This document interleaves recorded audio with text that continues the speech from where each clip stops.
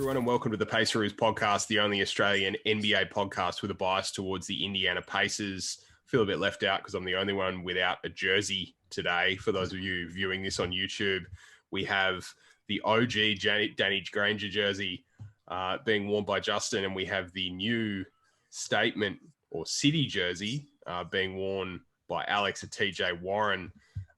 And we're all in a good mood because we just defeated the New Orleans Pelicans 118-116 in an overtime game. I think we were down by 10 points with a few minutes left, turned it around, forced OT, and then Malcolm Brogdon was the hero. Both of our big men fouled out, down to Jakar Sampson as the lone big man, and an unbelievable victory. Alex, I'll start with you.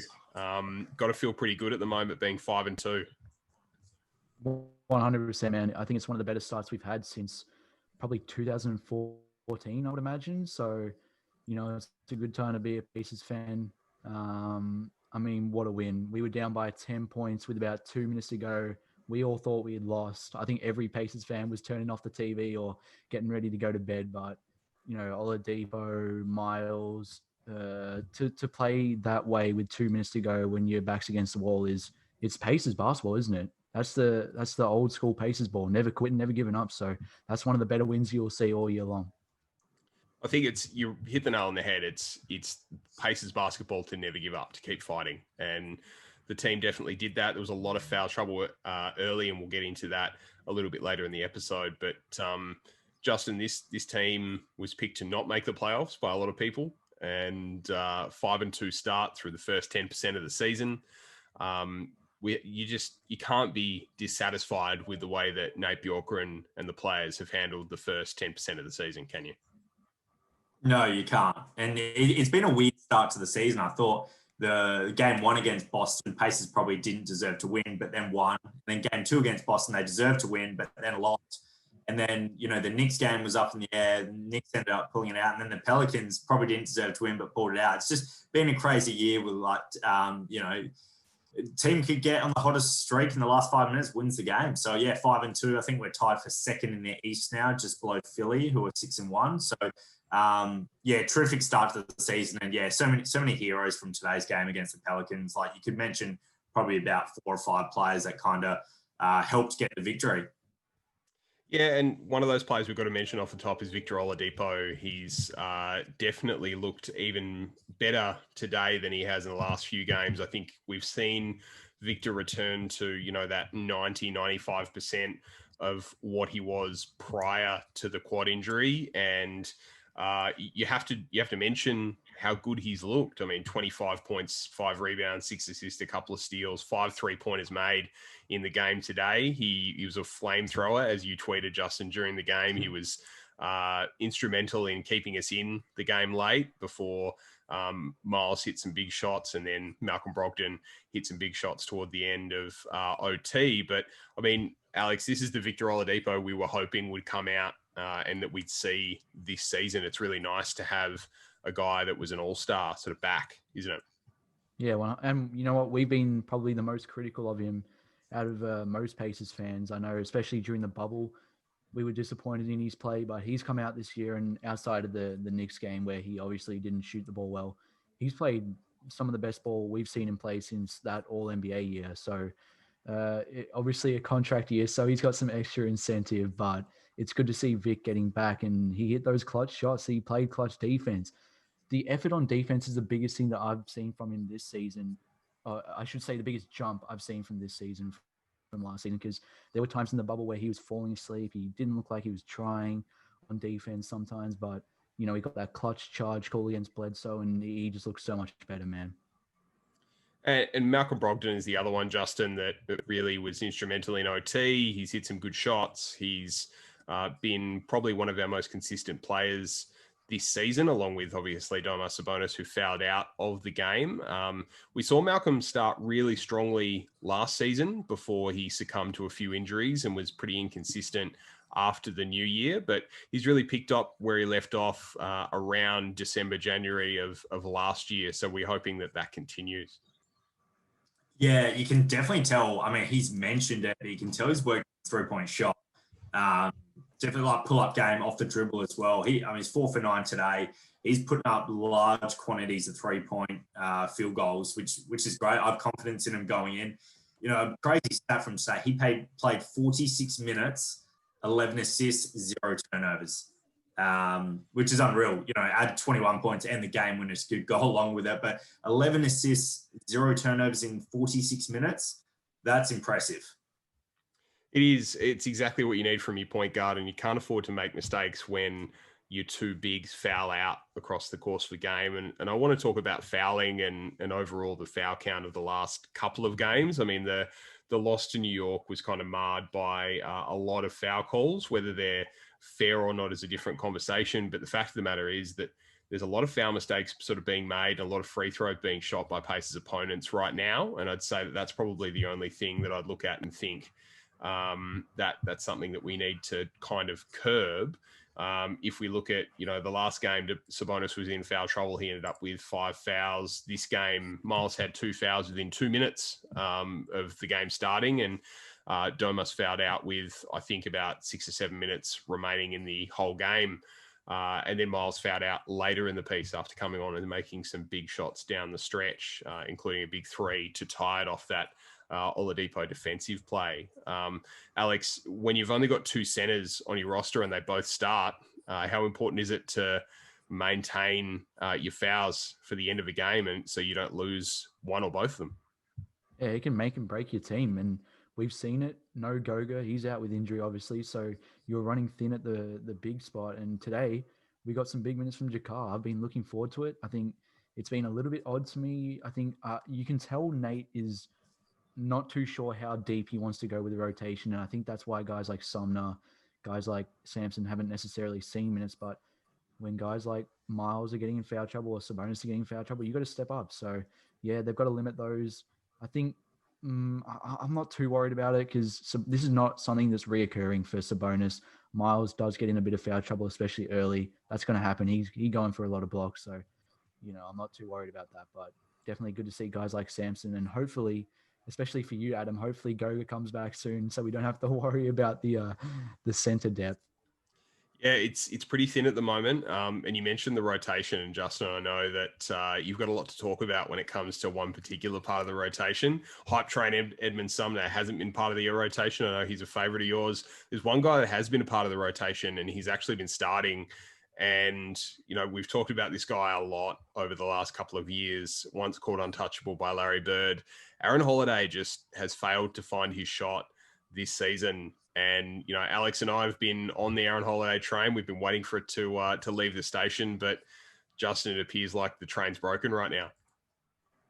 I mean, yeah, you guys know. I've just been very critical of him since a rookie because, like you said, the comments made by Larry Bird and 90% of the fan base in my mentions talking about how good Aaron Holiday is going to be.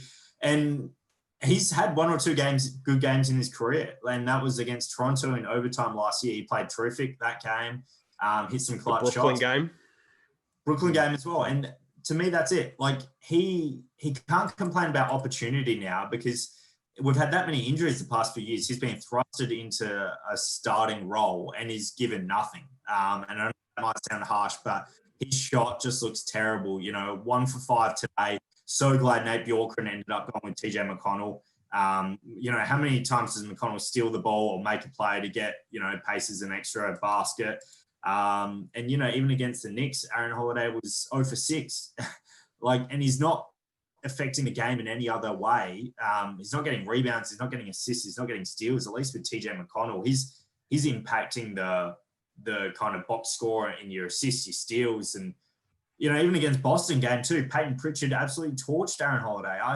He doesn't deserve a starting spot in this league. Obviously, we know TJ Warren's out, so it leaves Bjorkgren with not as much options. And Jeremy Lamb. Yeah. So, look, I put it this way. Would Aaron Holiday get minutes on the Lakers team? No. I don't think he'd even be in their rotation. So, I really worry about his future in the NBA. Yeah, I can't disagree. I mean, I think the opportunity when Jeremy Lamb went down was Aaron Holiday's opportunity. It was his opportunity to prove that he could be the lead guard off the bench, the scoring guard off the bench. And I think regardless of whether he started or whether he's come off the bench over the last 12 months, he hasn't really shown that he can do that consistently, and he hasn't shown that he can be a reliable contributor, either starting or off the bench. For some reason, both Nates really like to start him with that lineup. For some reason, they like to play the 3-guard lineup with Brogdon, Oladipo, and Holiday with the 2 centers. I'm not sure why. Potentially because the 2 centers are out there. They want speed, but I would gravitate more toward his brother at that small forward spot rather than Aaron. And rather than moving Oladipo or Brogdon up to guard the small forward, because Justin's a lot more versatile. But I really don't think he's shown enough to be given, a big contract extension coming out of his rookie deal. I don't think he's shown enough to be seen as an untouchable player. And I think if there's a move to be made and there's value that you can find in Aaron Holiday, a change of scenery may do him good, may get the team a return, because at the moment, with Warren and Lamb out, we're really lacking that scoring guard off the bench, that key guard off the bench that can contribute. Not to mention, obviously, a big man because of Goga's injury. But I mean, Alex, it's quite glaring that we're pretty thin in the rotation overall right now. That will change when Jeremy Lamb gets back. Will change even more when TJ Warren gets back. But how concerned are you with Aaron Holiday's lack of production? Yeah, it's a massive concern. And as Justin touched on, his shot just it looks so much different than it did even 12 months ago, doesn't it? And then you look at his rookie season, he was shooting it better. So it's a massive disappointment. And on rotations, I agree. I think Justin Holiday would be an upgrade. But I would even look at a guy like Sumner coming up. He started last year in the first few games. Maybe this is a hot take. I don't really know. But Ed gives you a lot more defensively on the perimeter than I think Holiday does. You said he got beat by beat by Pritchard the other day against the Celtics, which I don't think Sumner would. Obviously, Sumner doesn't give you much offensively, but defensively he gives you a lot. So you've got other options. Aaron, he just can't find his shots with this starting lineup. It's been proven time and time again that he just can't play with them. He needs to go back to the second unit. He's much more comfortable playing with, his brother, Dougie McBuckets, who's been balling, by the way. Shout out to him, and that second unit. So hopefully, I'm praying that this is just a slump, and we see the Aaron Holiday that we know. Heard it all for years, boys. No, Justin, we're hoping he comes back to the guy. Yes, we are. At the start of the year. It comes down to fit. For me, the reason that Aaron's getting minutes over Ed is, I mean, we attempted 95 threes in the last 2 games. It comes down to having a guy that wants to shoot when he's open versus a guy that isn't necessarily known to shoot when he's open. So I feel like at the moment it comes down to fit. That I don't necessarily agree with it, but I think that's the reason for the rotation to be how it is, with Ed not getting minutes and Aaron getting minutes. That said, defensive effort is just as important as the shooting. Nate's come out and said that defense is the priority. So I think one non-shooter on the floor, because everyone else on the team can shoot threes, can hit threes. Justin, I know that you're loath to see Domas take threes, but he's made them this season so far. Shooting the ball well.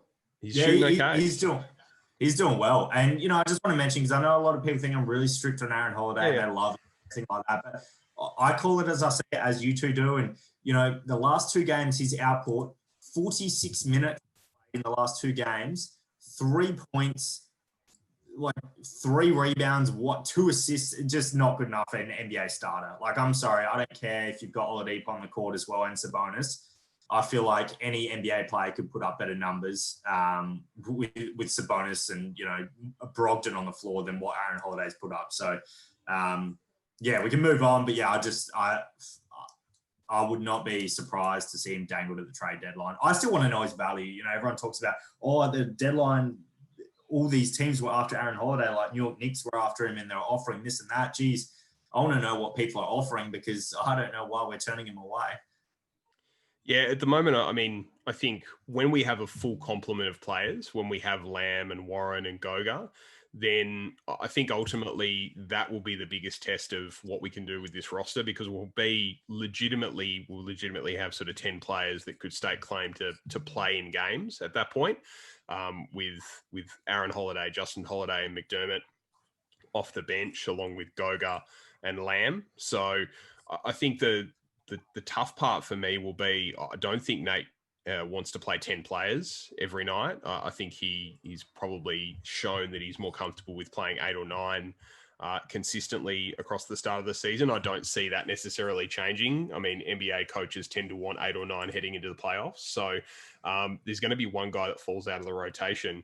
At the moment, with Aaron Holiday's form, it looks like he would be odds on to fall out of the rotation when the Pacers roster is fully healthy. So, do you try and trade him along with a rotation player to upgrade the bench or upgrade the starters? I mean, I don't think you can really upgrade the starters. We've got one of the most consistent starting fives when they're all healthy in the league, with probably some of the best contracts of all starting fives in the league. So I think the bench is probably where you need to upgrade. And I know I'll keep harping on about it. I'm going to say it again. The biggest flaw to this roster is people that can guard Jason Tatum, Ben Simmons, Pascal Siakam, Giannis Antetokounmpo. Those 4 players you will have to come across in the playoffs. They're all big forwards. We currently don't have a player on the roster that can guard the 4 of those players. We don't have a player with height, defensive ability, but also speed and agility. So I think if you're looking to make a move with this roster, I've said it a million times over the past 12 months, Alex, I think you have to upgrade the forward position off the bench to bring about a guy that can actually face one of those big all-stars. Well, you know who's a free agent right now, don't you, Adam? Who? Rondé Hollis Jefferson. Yes. I would do unspeakable things to get him on the Pacers, man. I've wanted him for a couple of years. I think he just gives you, obviously, I'm not going to say that he's going to clamp up Giannis or anything crazy like that, but off the bench, he gives you so much depth. He can score the ball, he can rebound, which the Pacers desperately need, and he can defend. So I don't know how they could do it, but I would love the Pacers to find a way to get him on the roster. I think he would be such a big upgrade for that second unit. I think ultimately, if you ended up turning Aaron Holiday into a player like Rondé Hollis Jefferson, or better than Rondé Hollis Jefferson, because Aaron has value and Rondé's not on a roster. But if you upgraded that position into a guy that can guard those all-star forwards off the bench, and Thaddeus Young's a clear sort of guy that you could potentially deploy against those players, and is on a shorter term contract. I'm not sure what it'd take to get him with the money, how the money would line up, but I'd love to see Thad back in a Pacers uniform on one of those all-stars for 3 minutes a quarter, just making life really, really difficult for them. But that's the sort of position we need to upgrade. And I think that's probably the one thing standing in the way of us being able to make a deep playoff run. Because yes, you need to be able to guard Domas. You need to be able to potentially deploy two players to guard Domas and Miles if Miles consistently continues to find his shot. But Justin, when you deploy the all-star on the other end, those forwards that I mentioned, who guards them right now? Yeah, I mean, like you've said, Adam, you've mentioned it for, I was going to say years, but basically since the start of the season, and I couldn't agree more. But teams battle against us. How do they match up against Domas and Miles? We spoke to Kevin Pritchard about this lineup, and he said, teams have to worry about us as well. They have to, how are they going to guard Domas and Miles when they're on the court? Yes, we don't have a superstar of the Giannis or Tatum echelon, but teams still have to worry about guarding our 2 big man lineup. So, yeah, come playoff time, I mean, that's a long, long way away. Who knows what the team's going to look like? If it's got the same starting lineup, who knows? But, yeah, that is something. If the Pacers want to go deep into maybe the conference finals, that they'll have to look at for sure. Definitely. A couple of games coming up at home against the Rockets and the incredibly impressive Phoenix Suns. I'm interested in what you guys are looking for out of those 2 games in particular, because we probably won't come to you before those 2 games happen, unless there's a massive move or a trade or something of that nature happens. But Alex, start with you. The Rockets and the Suns, what are you in particular looking to see out of those couple of games, or what point do you want to make? Man, that's a tough stretch of games we have coming up against the Western Conference. So I would love to see us just split those games, man. I think the Suns, they're a team that's going to shoot a lot of threes, so perimeter defense is big, and you're going to have to see a lot from Victor Oladipo these next 2, because he's got Harden and then Booker. So I want to see Oladipo get that first team all defense level back these next 2 games. That's the biggest thing for me. I think for me, it's the backcourt overall, because Brogdon's going to get Chris Paul and John Wall. Wall's looked pretty impressive in his first couple of weeks back on an NBA team. Chris Paul's Chris Paul. So I think the backcourt has a lot to prove the next two games against two of the more stacked Western Conference backcourts. What about you, Justin? Yeah, I'm interested to see how Miles Turner has to stay out of foul trouble against DeMarcus Cousins. Yes, it's not the Cousins of Sacramento. I think, I always mention Miles Turner struggles against like Embiid, Cousins, these big bodies. He'll always get in foul trouble against them. So, DeMarcus Cousins isn't the player he used to be. Turner should not get in early foul trouble. He should be able to handle him, but I'm interested to see how that goes. Yeah, Phoenix at Indiana. That's a hell of a game. I'm already excited to watch it. So much stars on the floor. But yeah, I rarely do it, but I'm actually going to tip us to go 2-0. Wow. Ooh, I like it. I'm a little bit more on your end, Alex. I think 1-1 would be a real win for us against two possible Western Conference playoff teams. But I think overall we've got two very important games coming up. I think we'll come to you after those two games take place. But please continue to subscribe, like our videos on YouTube, subscribe through Spotify, through Apple. We appreciate all the views and listens on the last couple of episodes. We've worked hard to bring you a couple of interviews we're really proud of. So we thank you for continuing to listen. And this has been the Paceroos Podcast. Go Pacers.